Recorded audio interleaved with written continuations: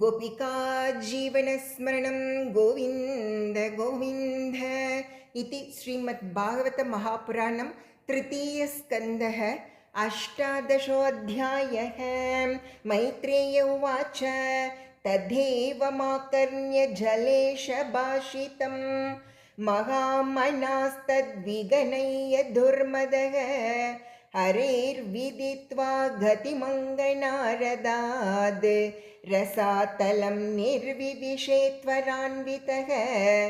ददर्श तद्राभिजितं धराधरं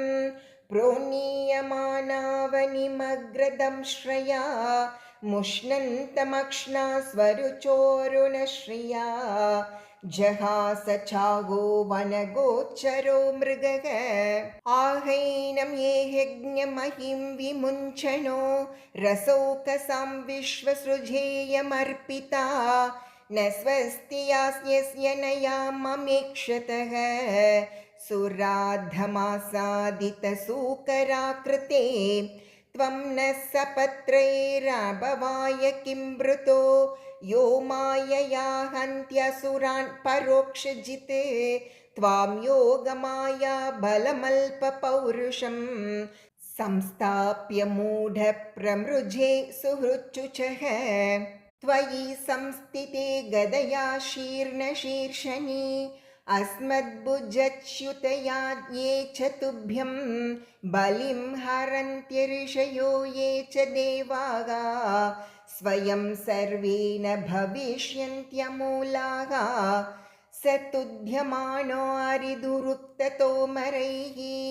दंष्ट्राग्रगामुपलक्ष्य भीतां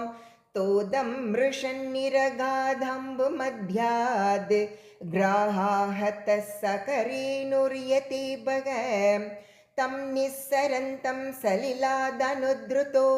हिरण्यकेशोद्विरधं यताजशः करालदंश्रोषणि निस्वनोऽब्रवीद् गदह्रियां किं त्वसतां विगर्हितम् सगाम् उदस्तात् सलिलस्य गोचरे विन्यस्य तस्यामदधात् स्वसत्वम् अभिष्टुतो विश्वसृजा प्रसूनैः आपूर्यमानो विबुधैः पश्यतोरेः परानुशक्तं तपनीयोपकल्पं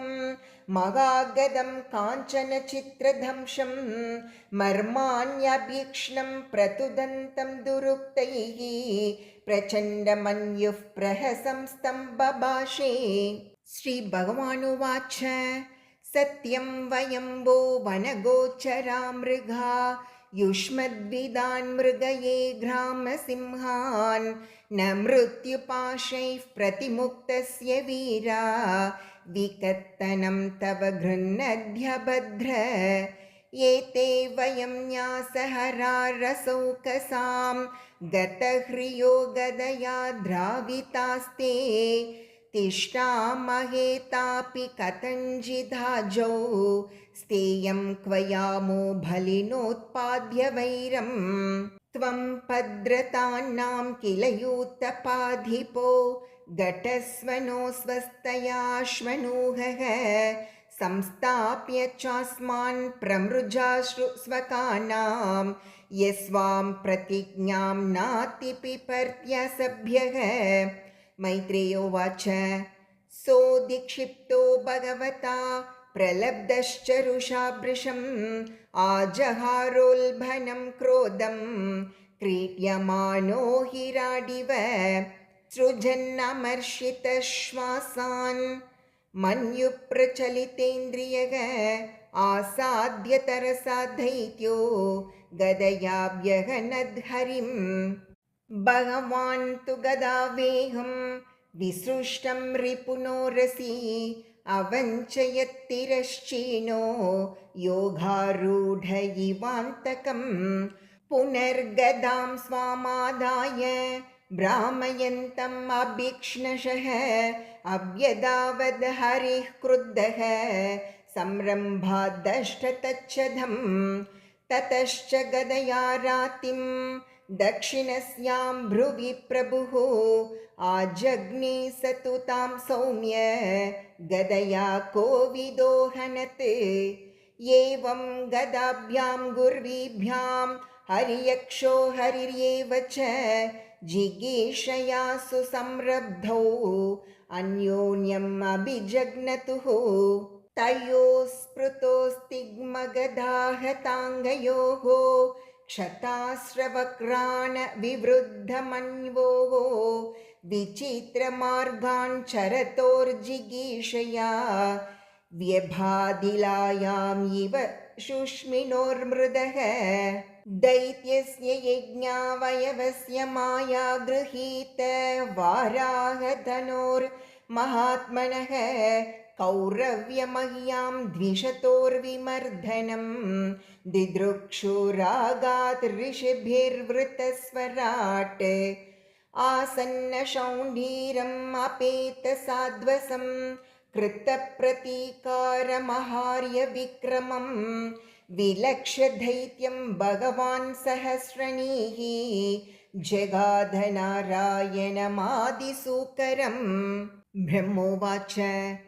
एष ते देवदेवानाम् अङ्घ्रिमूलमुपेयुषां विप्राणां सौरभेयीनां भूतानामप्यनागसाम्